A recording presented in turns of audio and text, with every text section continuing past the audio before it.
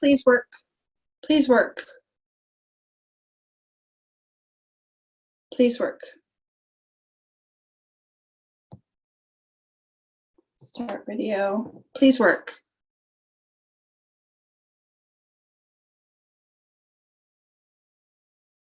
Please work.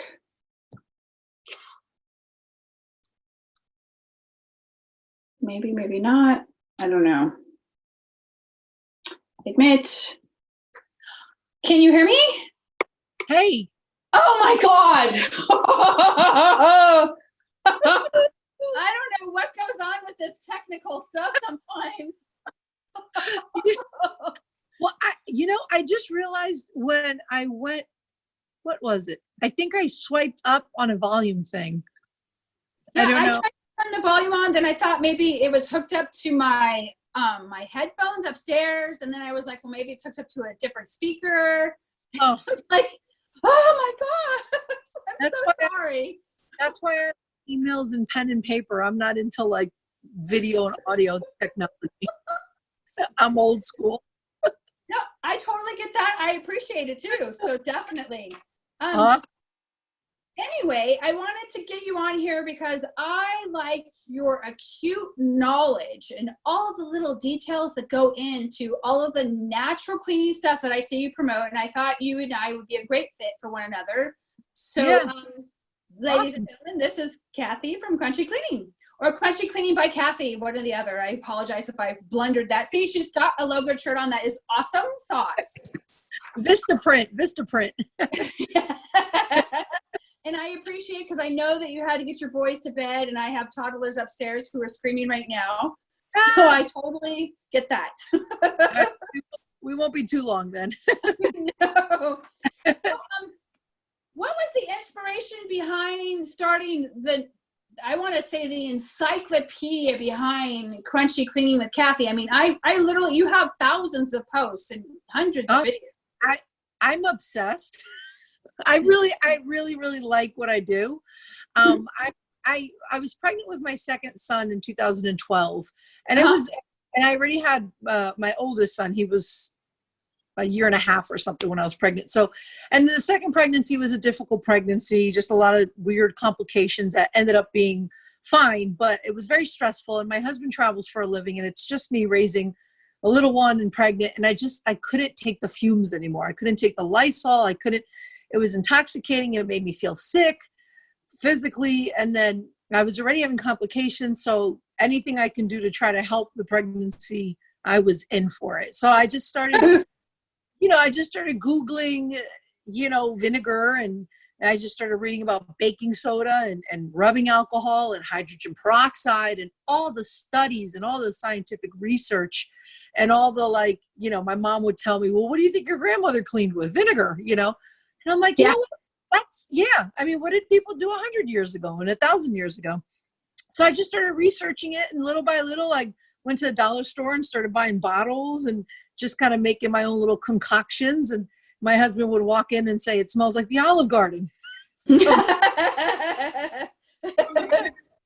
I'm like, I know, but at least I'm not inhaling all these toxic fumes. So little by little, I just started doing that throughout the pregnancy, and everything was fine. And one day I literally just threw out the Windex, and I threw out all the stuff, and I researched ingredients, and I said, I can make my own version of Windex with rubbing alcohol and water and essential oils for scent. And it just went from there. And then in 2015, after being a stay-at-home mom for several years, I wanted to get back out into the workforce, and I wanted to make my own money, but I needed child-friendly hours. So I said, I like to clean.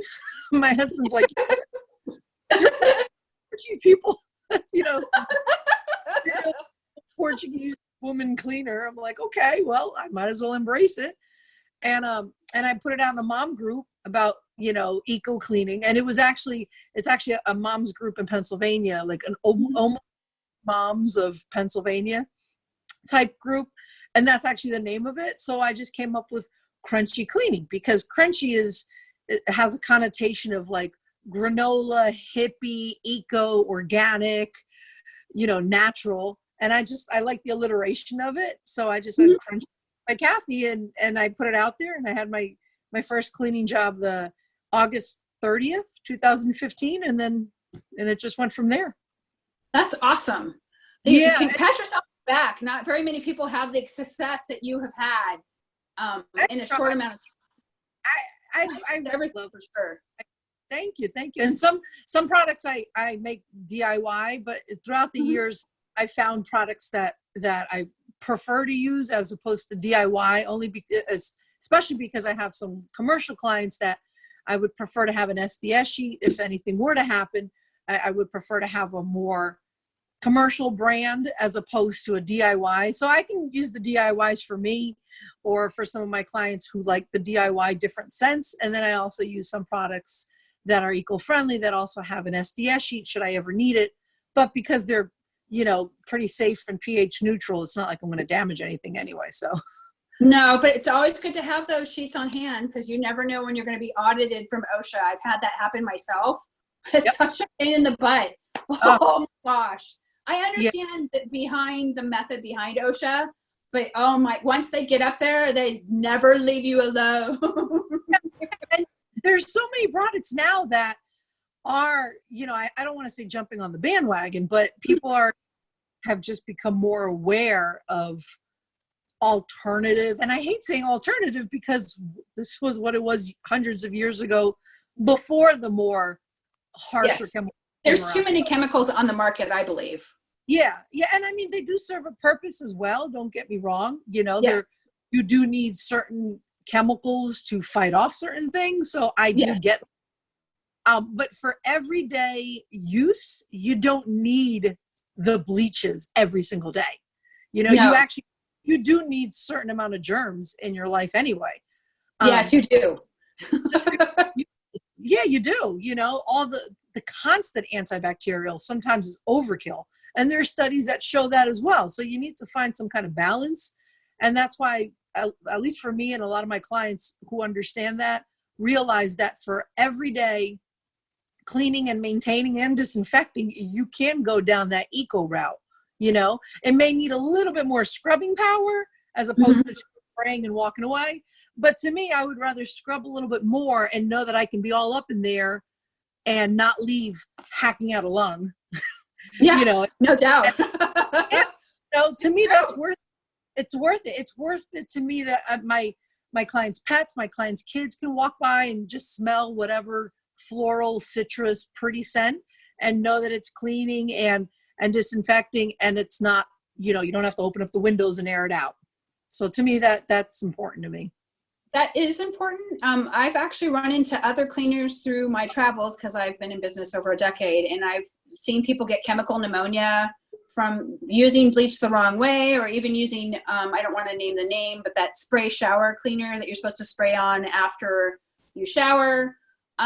People don't realize what they're actually dealing with and what they're inhaling with all of because the heat, as you know, makes it travel more and you ingest it more, because in past times, like the Romans, for example, with the steam baths, you inhaled certain essential oils to make you feel better. So it would make sense that a chemical would do the same venture.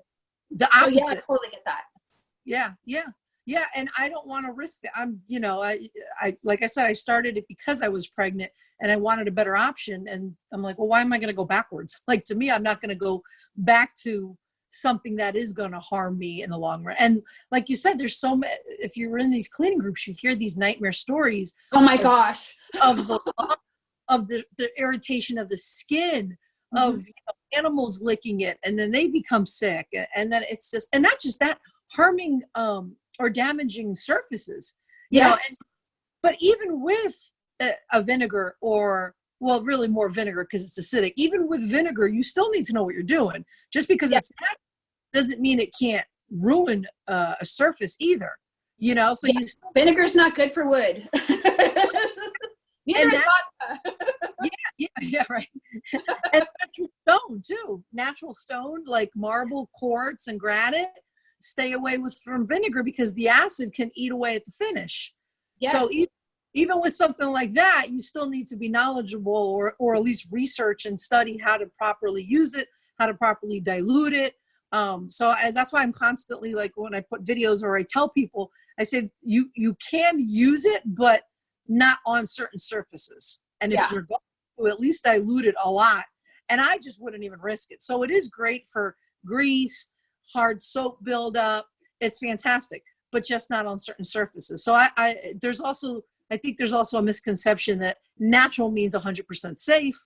No, you still need to know how to properly use it too. Yeah, I agree. That can have a reaction, so. Definitely.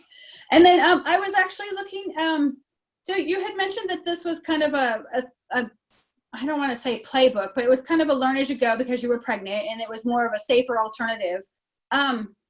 And did you ever have any background in chemistry or anything, or you just kind of educated yourself? The nerdy part of you came out and you just kind of worked it around. And I don't want to call you, I hope you're not offended by me calling you nerdy, but I just, no, I totally appreciate that. Yeah, no, we're all into books. I mean, we're just like, we're total geeky reading people. No, I majored in broadcasting with a minor in English. And Okay. I just started researching. I bought books. I checked out websites. I still do. I read ingredients. There's websites that I always check out. The EWG website, Environmental Working Group, Green Business Network has really good information. You could just Google ingredients for the SDS sheets. There's another one. I actually have the website open because I was reading something about it. NCBI. It's a government website. It's a National Center for Biotechnology Information. And they have, Oh, wow. I have it bookmarked on my computer because that's how much I use it. But they have like thousands of medical, it's a library of scientific and medical reports from around the world about. Oh, that's so cool. Yeah, I'll send you the link about anything regarding science with, oils, essential oils, health, studies on, it's very scientific based. So if you want to research vinegar, type in vinegar in the search and you'll have hundreds of articles talking about the health benefits of vinegar, the cleaning properties of vinegar, like lemon oil. You'll get good and bad studies, whatever, it'll say there was a study in 1974 conducted blah, blah, blah, blah, and this is what they came up with. Then there was a study in 2019. I mean, it's thousands. So I find it fascinating because if you just want to research hydrogen peroxide and you put it in there, all this stuff. So it's like a library. It's literally a medical library on the internet. Sometimes I think as cleaners too, you almost have to have a knowledge-based degree on chemical knowledge and pH balances and everything else. If you don't have that knowledge, it could really hinder your business in the long run. Yeah. So I think those are a great resource. That's awesome. Yeah. I didn't major in it, but I also believe that if you really enjoy something, you're going to find the way to learn it somehow. Yeah. Whether it's school or online, it's like an online course almost. And then with your own physical doing, with your own research and playing around with things, you learn it as well as you go. Yeah, definitely. That's awesome. And then I forget how many videos you had. I was checking out your YouTube channel. It's close to, I think you have over 100. And my goodness, I mean, I can imagine the hours and the dedication behind making that many videos. Oh my goodness. Bless you. I am not worthy. There's more I want to do. I was looking at it the other day going, I haven't put a video up in 5 days. My kids, their homework and I'm working. I'm like, I haven't. So it's like, I want to do more reviews of the products I use, like vacuum cleaners and mops and just all very that cool stuff. So tell the audience what your YouTube channel is so that they can actually go and subscribe to it. Oh, thank you. Well, it's youtube.com Crunchy Cleaning by Kathy. And, so can I say I'm in the Poconos or where I'm at or anything? Yeah, of course, totally. In Poconos, southern tip of Poconos, I guess. In this area. Close to the Jersey border. I'm originally from Jersey. And I have almost 4.5 years in business, and I've been voted 3 times best made by our local newspaper, the Pocono Record. So that's really exciting. That's awesome. That's quite an accomplishment. Yeah, I'm happy about that. I mean, I'm grateful and, kudos to everybody that was in it or first place, second place, whatever. But yeah, so I'm proud about that. And then my business Green certified by Green Business Network, Green America. It's a nonprofit organization that networks and communicates with other green businesses around the country. And I think I think they may be globally, but I know that they have a version of Green America. So they have a website and they have lots of articles about there, and they talk about other green businesses, not just cleaning, any kind, whether it's organic food or hemp clothing or whatever. And they share a lot of articles about what can be going. And it's called Green what? Green Business Network or Green Business Network. Okay. I'll have to check that out. Yeah, I think I'm it's Green familiar a little bit with the LEED certification and what's involved in that, because we actually have a college here that is certified in it, and they had to go through this 5-year stewardship program, and how you couldn't put certain chemicals down the drain because they were qualifying for their gold level of LEED certification. So yeah, I totally understand all of that stuff. Yeah, I would love to find. Maybe I'll go back and check out, because I have a bachelor's, like I said, but I may want to just see some online courses just for biology or science, just to kind of learn it's really more. Fascinating when you figure out what goes where and how it fits into all the cogs. Definitely. And I'm naturally, I since a little kid, we love nature and hiking and the outdoors, so it all fits into my ethos about the environment, and cleaning the air inside our home, but outside as well, because the hazards of the fumes going into the atmosphere and all that. So it really plays into my thing about it. That's why I think I'm so passionate about it. So, and I also have a Facebook group called Pocono Family Hikers. So we share a lot of hiking, outdoor Pocono stuff. So I like to have that as well, but I don't put any cleaning stuff on that. I just like to have that as a type of thing as well. So one of the things I see a lot on some of the groups that we're both in is the people just pour arbitrarily chemicals down. Like, for example, here in Arizona, we don't have plumbing all over because we're mostly a dry climate. So people have septics, and I constantly am having to remind people that you just can't arbitrarily pour chemicals down the drain. You have to ask if they're on septic. You could hurt yourself. You could hurt the septic chemical imbalance and the bacteria inside the septic.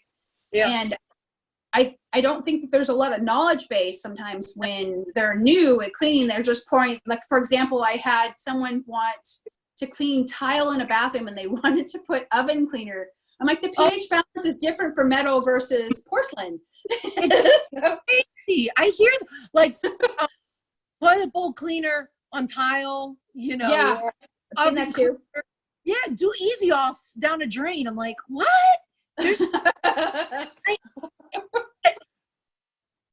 it's mind-boggling, because at one time I even told somebody, do you realize that if you mess up their pipes or the counter, that your insurance won't even cover that? No. Because you're using oven cleaner, not on an oven. And I don't even use oven cleaner. I'll use like vinegar or pumice stones or thieves cleaner or like baking soda to really scrub it out and clean it. I don't like easy off. The fumes are just, I don't. If it takes me 15 minutes as opposed to 5 seconds, well, that's fine. At least I can walk in and out and not have to be coughing up a lung. But when I see stories about they're just arbitrarily, and then afterwards they'll post pictures of, oops, what can I do to fix it? You can't fix something you kind of broke. I don't know. I don't think you can clean what you bleached. You know what I mean? Like, bleach removes the color. You can't fix it. It's bleach. I've had this conversation with lots of people. Bleach is an actual disinfectant. It's not a cleaner. It's not a cleaner. It's very harmful to you. It's harmful to every surface it sits on. It's just a disinfectant to kill germs. That's all it is. And I don't even like to use it. So crazy. We have some vacation homes here in the Poconos. A lot of, log cabin, wood, people go on vacation and then they come up for skiing or whatever. So the toilets will just sit there for months without being used, and then they're septic system. So you can't put bleach down there because you can't kill off the good bacteria that they need down there. So whenever I start communicating with a potential client, those are questions that I like to ask, like, relatively how old's the home or how many bathrooms, or once I see it, I can kind of get a gist of whether it is septic or not. But I'm always going to ask those questions, like, what is your counter surface like? What type of floors do you have? Because I want to have an idea of what I'm dealing with, even though even though the things I use are not going to ruin it, I still want to know what I can use on that floor just to make sure. So yeah, you can't just go into it blindly like, oh, cleaning is easy. You kind of have to know what you're doing though too.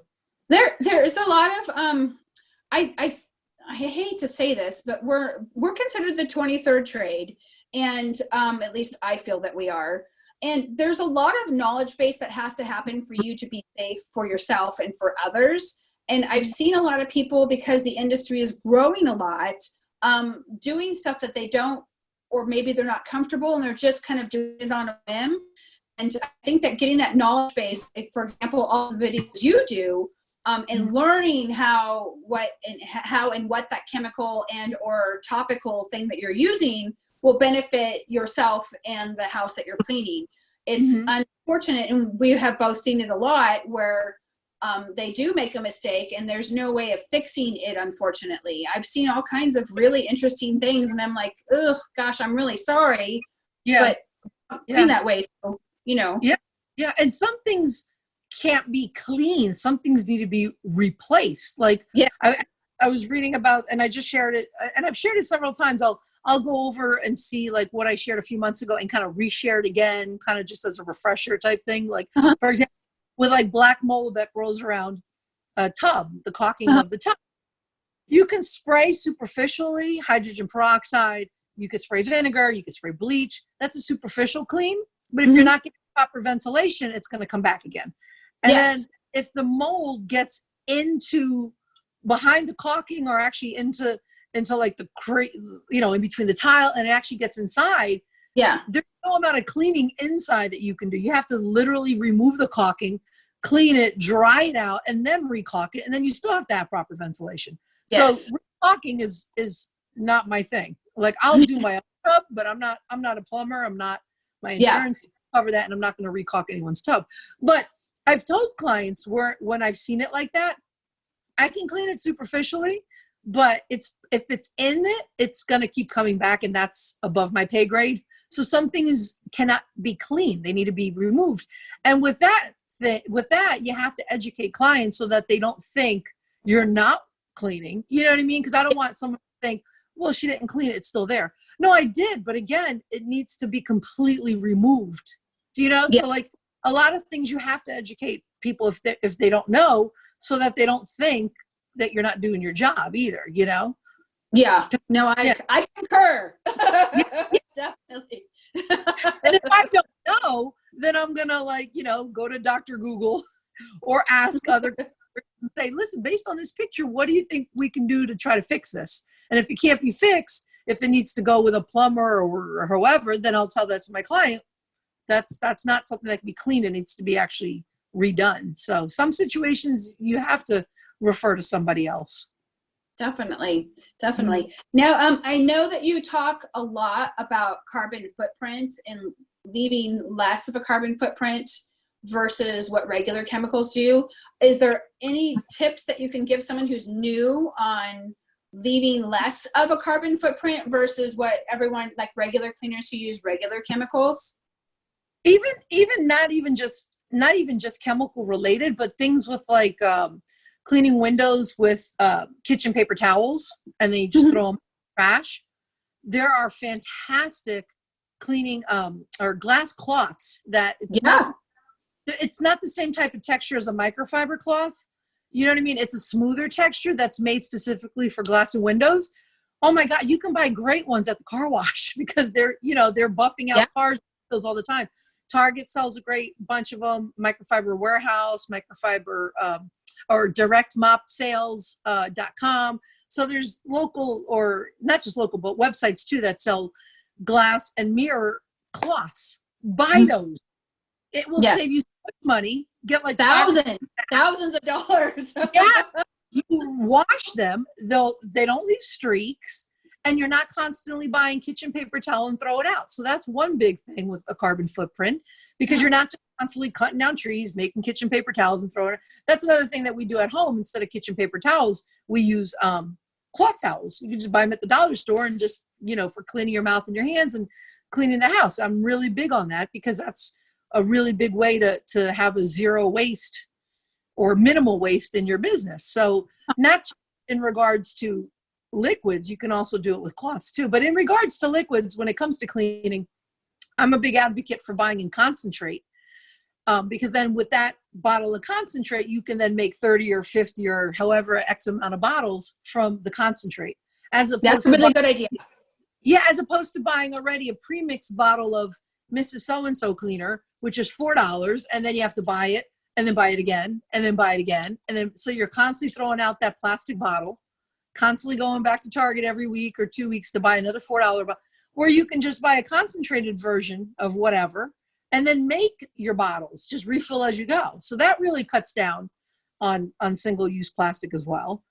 And a couple other things. Oh, I like to try to stay close within a 15-20 mile radius just for my time schedule with my kids. But that's just me with my whole carbon footprint aspect of not driving. I don't want to drive an hour and a half if I don't have to. No, I don't either. Yeah. And then just recently, I shared this too on my page. I'm so excited I found it. I'm a big advocate on shoe slip covers. And instead of, I used to always buy the ones that you would throw away, like you see like doctors or slip them on your, I found washable ones, machine washable, in a 5-pack off of Amazon. And oh, they yes, fit, I did see those. yeah, and they're non-slip resistant. The bottom has like the little dots or whatever you want to call them. You don't slip. And I've tested it out. I'm like, nope, you don't slip. And I stick them over my sneaker, and then I put them in the washing machine. And I'm like, that's another thing that I don't have to throw out. So little Now, things. do you wear those in every house or just certain houses? I put on a fresh new, well, not for my commercial clients because they have regular foot traffic. It's not like you have to take off a shoe, to go into an office. It's for my residential clients. I bring a fresh pair for everyone. Yeah. That's so if awesome. I have for the day, I only bring one pair. If I have 2 homes for that day, I bring 2 pairs, and then I bring them home and I wash them with my cloths. Very cool. It's just another thing. And I love that I don't have to constantly throw out, the old pair and I don't want to bring in dirt from the outdoors, and I don't want to be barefoot because I need, arch support, and I don't want a nail, stepping on a nail or dropping a book on my shoe. Ooh, so yeah, no, not fun. I'm not just cleaning your home. I also need to take care of myself too. So I'm a big advocate on shoe slip covers. Very cool. There's Are there just any other suggestions for lessening the carbon footprint? Say it again, or what? Are there any other suggestions for lessening your carbon footprint for newbies? Oh gosh, I'm sure there are. Well, aluminum bottles, water, and Brita filter. Refill your water with that. So like that, you're not always using single use plastic. I'm sure there are. I can't think of, but those are my big ones right off the bat. Especially when it comes to paper towels. With wiping. Cool. Because and even for cleaning around toilets, like you can use microfiber cloths or even cotton cloths, and I like to use white ones because I will bleach them. That's the one thing that I will use bleach on for my laundry, because I want to make sure I'm sanitizing and disinfecting my cloths. So that's important, definitely. Yeah, you kind of have to pick and choose your battles when it comes to certain things, and when it comes to disinfecting, I will use detergents that I know are going to do a much deeper job in disinfecting the cloths. Now, do you ever take, for example, I know you had mentioned white cloths that you bleach. Do you ever go to yard sales and cut them up into sections of 8 and do it that way? Or do you buy tailored, pre-done towels? Oh, no, you can get the dollar store has really good for just cotton ones, just for the toilet area. And then I'll buy the fiber ones for more dusting and for kitchen counters off of either direct mop sales or microfiber wholesale, or get some really good microfiber cloths off of car wash, the car wash shops in there too, because they're like I said, they're always buffing, and then I like to get the window and glass as well too. So there's different cloths for different things, like different textures. So, and then I also like to have certain color coordinated, like blues and greens can be for kitchen counters, and then whites are for the bathroom. So that's important for sanitation. People don't realize, because then the white doesn't touch any other part because you use it on the toilet and you just know. Oh, another thing that I really like that really kind of helps lessen the carbon footprint. When I first started, I would just bring trash bags with me to then put the wet cloths in to then bring home to wash. But when you put something that's damp or wet, then the bag starts getting all wet and sticky and disgusting, and then you just throw out the bag because you're not going to reuse a wet Target bag with like, God knows what is in there. Wet bag. Wet bags are made for cloth diapers, and they have that pull inside the polyurethane lining that's specifically made to keep the moisture inside. You get these really big wet bags, and they have a zipper off of Amazon, and that's what I cloths in there, and then that goes in the washing machine and gets disinfected. Oh, that's cool. Very cool. I have that on my thing too as well. So that's something I'm a big advocate for cleaners to carry that too. If you need to carry your dirty cloths and something, get wet bags. Very cool.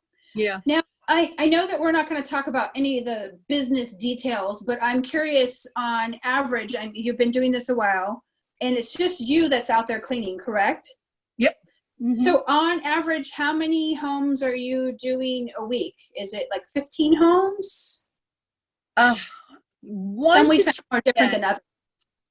Every week it changes because I have weeklies, I have bi-weeklies, and then I have monthlies. So I have 3 weeklies, and then a couple bi-weeklies, and then a couple monthlies. So anywhere between 1 to 2 a day, 5 to 6 days a week. Because then I have some commercial. So like, for example, that's a full schedule. Yeah, today I did 1, tomorrow I'll do 1, the next day I'll do 2. I try not to do more than 2 a day, only because I need to be done by a certain time so that I can then, take care of my family and whatnot. So, and I find that I don't want to burn myself out. No. Sometimes I hear stories of cleaners doing like 4 by themselves in one day, and I'm like, oh my God, I can't.